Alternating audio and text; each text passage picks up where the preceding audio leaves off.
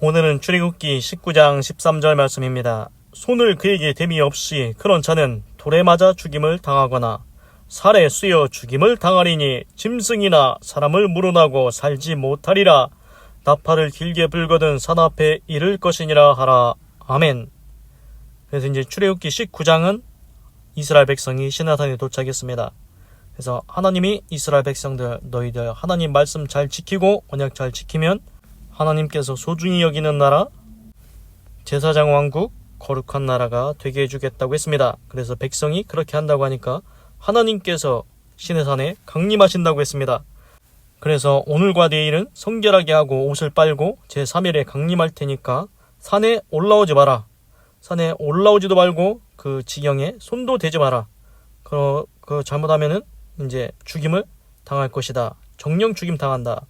13절 손을 그에게 댐이 없이 그런 자는 돌에 맞아 죽임을 당하거나 살에 쇠어 죽임을 당하리니. 그래서 어떻게 하신다고 합니까?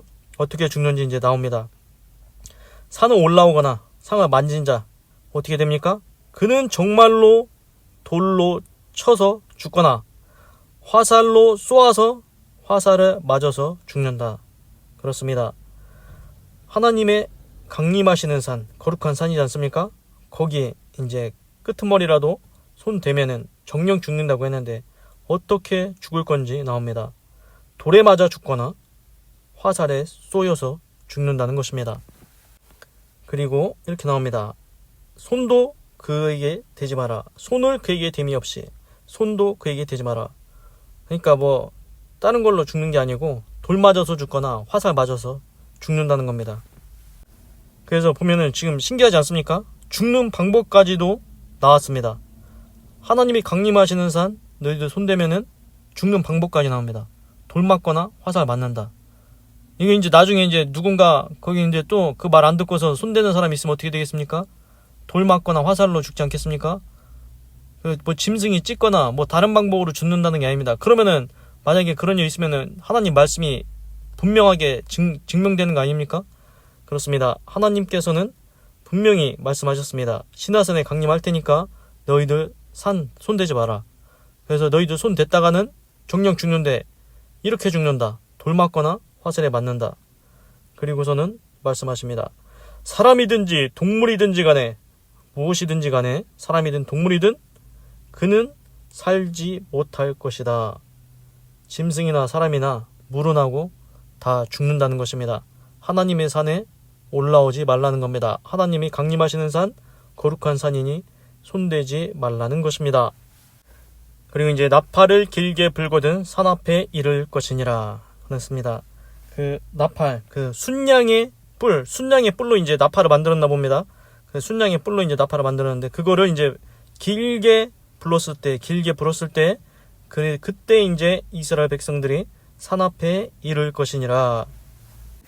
그래서 이제 오늘 말씀을 보니까 하나님이 시내산에 강림을 하시는데 산에 올라오거나 만지지도 말라고 했는데 분명히 그렇게 안 지키면 죽는다고 했습니다.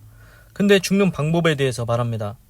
어떻게 죽냐? 돌에 맞아 죽든지 화살에 맞아 죽는다. 짐승이나 사람이나 분명히 살지 못하고 죽는다. 이렇게 경고를 하셨습니다. 그래서 왜 죽어야 될까? 왜 그렇게 죽는가? 제 생각을 해봤습니다. 보면은 이제 하나님은 의로우신 분이시지 않습니까? 공의의 하나님, 거룩하신 하나님. 하나님은 완전한 의이십니다. 근데 죄가 있는 사람이 앞에 선다? 그러면은 하나님 앞에 죄인이 서면은 죽는다는 겁니다. 그래서 이게 보면은 이제 하나님이 이스라엘 백성을 거시기 하려고 그렇게 하시는 건가? 아닙니다. 이스라엘 백성 살리려고 그렇게 말씀하시는 것 아니겠습니까? 그래서 보면은 그 성경에 그 다니엘의 세 친구들이 나옵니다. 그 다니엘서에 보면은 구약성경 다니엘의 세 친구가 나오는데 세 친구들은 이제 모함을 합니다. 이제 다니엘과 그 세 친구가 이제 바벨론 포로로 잡혔지 않습니까? 그래서 이제 거기서 이제 좀 높은 자리에 있는데 하여튼간 이제 모함을 합니다. 여기에 있는 신한테 종을 쳤을 때 절해라. 절 안 하면은 다른 신한테 저기 하면 다른 신 섬기거나 그러면은 너희들 거시기 한다. 그래 종을 쳤을 때 너희들 여기 바벨론에 있는 신한테 절을 해야 된다. 근데 다니엘의 세 친구들 하나님만 경외합니다. 다른 신한테 절 안 합니다. 왜 그렇습니까?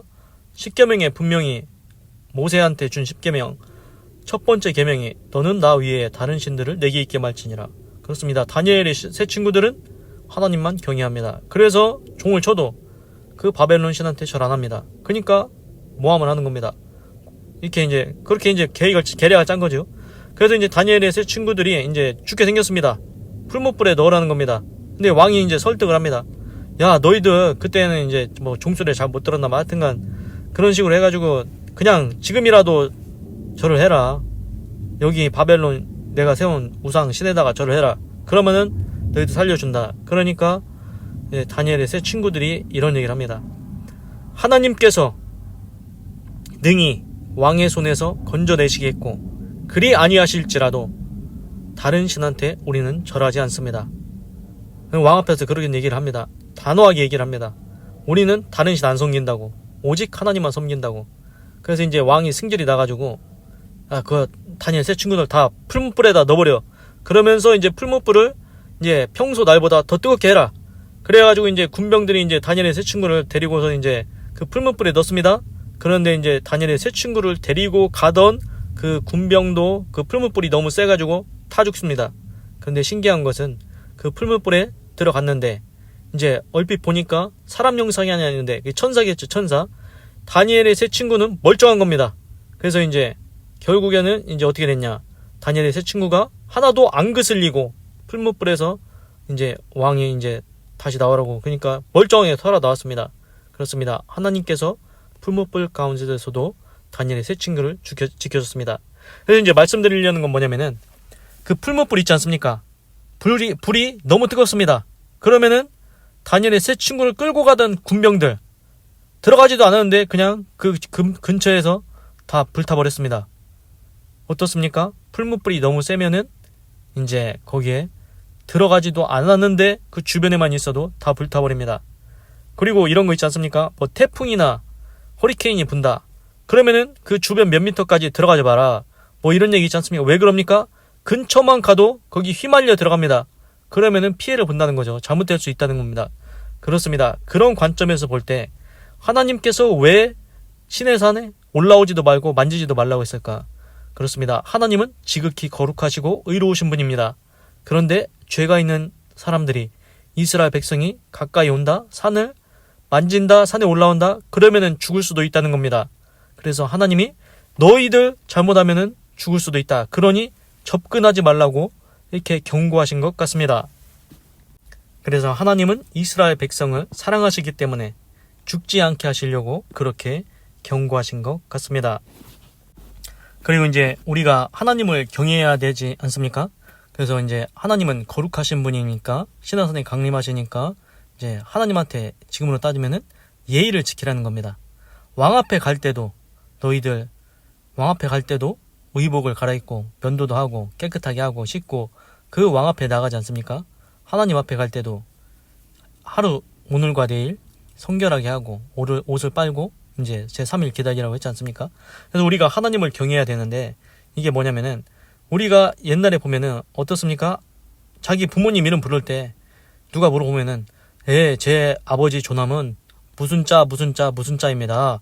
이렇게 얘기하지 않습니까? 어디 가서 누가 동네 어른이 물어보면 아버지 이름이요? 뭐예요? 그냥 이렇게 얘기합니까? 아닙니다. 그렇게 하면은 버릇 없는 겁니다. 예의가 없는 겁니다. 아버지를 공경한다면 존경한다면은 제 아버지 이름은 무슨 자입니다. 이렇게 말하지 않습니까? 그렇습니다. 우리가 개 이름은 누렁이, 그냥 누렁이라고 합니다. 어떤 누렁이, 니네 집 개 이름 뭐냐고 그러면 누자, 렁자, 이자입니다. 이렇게 합니까? 아닙니다. 그냥 개는 누렁이라고 합니다. 그런데 사람은 다르다는 겁니다. 자기 부모는 다르다는 겁니다. 부모님은 이름을 부를 때 존경을 해야 된다는 겁니다. 예의가 있어야 된다는 겁니다. 하물며 사람의 부모님도 이렇게 자식이 존경을 하지 않습니까? 그러면은 하늘에 계신 하나님, 우리를 창조하신 하나님, 하나님의 이름을 거룩히 여겨야 된다는 것입니다. 그래서 하나님의 이름을 망령되이 일컫지 말라고 했습니다.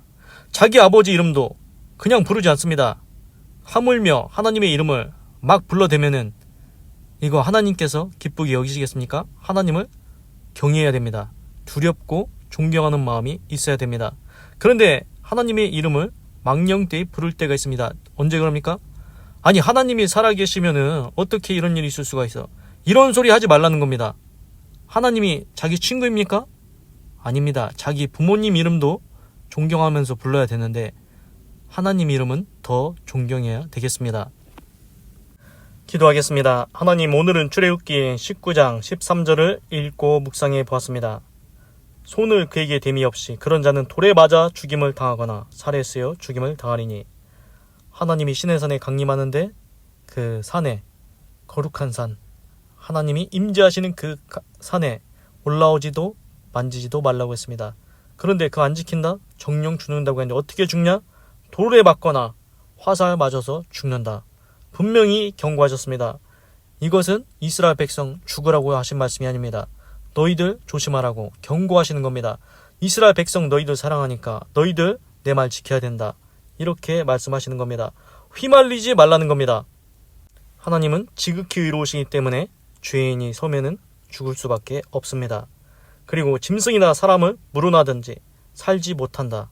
이거 장난이 아니라는 겁니다. 그냥 하는 말이 아니라는 겁니다. 짐승도 그 산에 올라오면 죽는다는 겁니다. 그리고 나팔을 길게 불면 산에 올라 이를 것이니라 말씀하십니다. 하나님, 오늘 하나님의 말씀을 묵상해 보니까 하나님께서는 이스라엘 백성들 그 거룩한 산에 만지지도 올라오지도 말라고 분명히 경고하셨습니다. 어떻게 죽을 거라고도 말씀하셨습니다. 이것은 하나님이 이스라엘 백성을 사랑하시기 때문입니다. 하나님은 오늘 우리에게도 말씀하십니다. 여호와의 이름을 망령되이 일컫지 마라. 하나님의 이름 망령되이 일컫지 마라. 하나님의 이름 무시하면, 하나님의 이름을 이제 자기 부모님 이름도 그렇게 이제 무슨 자 높여서 부르는데 하나님 이름 망령되이 일컬으면은 네 인생 잘 되겠냐는 겁니다. 우리를 사랑해서 하나님이 그렇게 경고를 하십니다. 하나님을 경외하고 두려워하고 존경하며 살아가게 하여 주시옵소서. 그래서 우리가 하나님과의 관계에 있어서 인간의 부모와도 똑같이 하나님은 우리가 하나님을 경외하기를 원하십니다. 두렵고 존경하기를 원하십니다. 그런데 또한 거기서 끝나는 게 아니라 친하게 지내기를 원하십니다. 그래서 영접하는 자, 곧 그 이름을 믿는 자들에게는 하나님의 자녀가 되는 권세를 주었으니 우리가 하나님의 자녀가 되기를 원하십니다. 너 필요한 거 있으면 나한테 기도해. 내가 들어줄게. 내가 다 해줄게. 그렇게 이제 친하게 지내기를 원하십니다. 친하게 지내기를 원하시는 하나님의 마음과 또한 존경받기를 원하시는 하나님의 마음, 그게 모순된 게 아닙니다. 부모도 그렇지 않습니까? 내가 내 자식이 나를 존경하기를 원한다. 그리고 나와 또한 친하게 지내기를 원한다. 그런데 버르장머리는 있어야 된다는 겁니다. 버르장머리 없는 짓은 하지는 말아야 된다는 것입니다. 하나님, 우리도 인생을 살아갈 때 하나님과 친하게 지내면서 하나님께 예의를 지키며 하나님을 존경하고 경외하며 살아가게 하여 주시옵소서. 하나님 감사합니다. 사랑합니다. 찬양합니다. 주님 홀로 영광 받으소서. 사랑이 많으신 예수님의 이름으로 기도드립니다. 아멘. 건강하시고 예수님 믿고 구원받으시고 예수 내 구주 하나님의 축복이 임할지어다. 아멘. 오늘은 어버이날입니다. 사람이 부모님 없이 낳은 자식은 세상에 한 명도 없습니다. 부모가 자식을 낳지 않으면 그 자식은 세상에 없었을 것입니다. 내가 이렇게 낳은 것도 부모님의 은혜가 아니겠습니까? 부모님의 은혜에 감사를 드립니다. 이 세상에 나오게 한 것만으로도 사람은 감사해야 된다는 겁니다.